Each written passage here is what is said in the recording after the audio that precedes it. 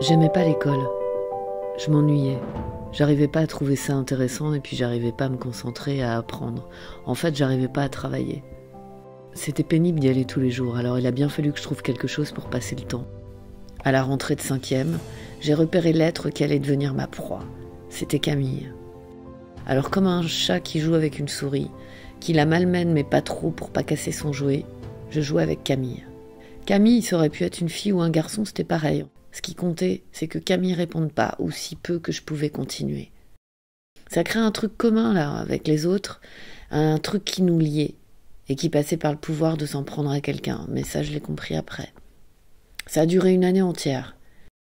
Et puis l'année suivante, on a eu un prof qui pouvait pas s'acquérir un bon copain à moi, et tous les jours, il lui faisait une remarque, un truc déplacé, humiliant.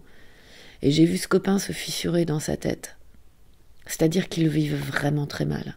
Et moi, je comprenais pas. Et quand je lui demandais, il disait rien. Et le copain, il s'est mis à maigrir, il s'est mis vraiment à changer. Et puis un jour, le copain, il a lâché. Il m'a dit ce qui se passait pour lui. Ce copain qui était fort en plus. Enfin, c'était pas mon pote pour rien, en fait. C'était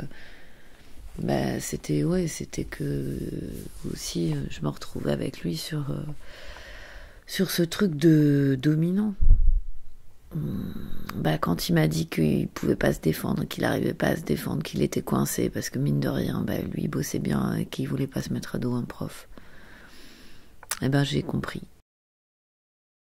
Ce que je faisais vivre à Camille, c'est ce que lui vivait avec ce prof. J'étais comme son miroir. Et en fait, mon copain, il a changé de classe et il s'est définitivement éloigné de moi.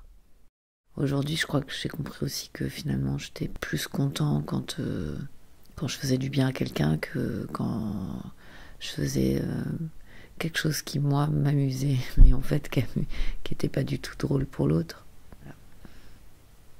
Voilà ce que je peux dire sur ce qui s'est produit comme déclic.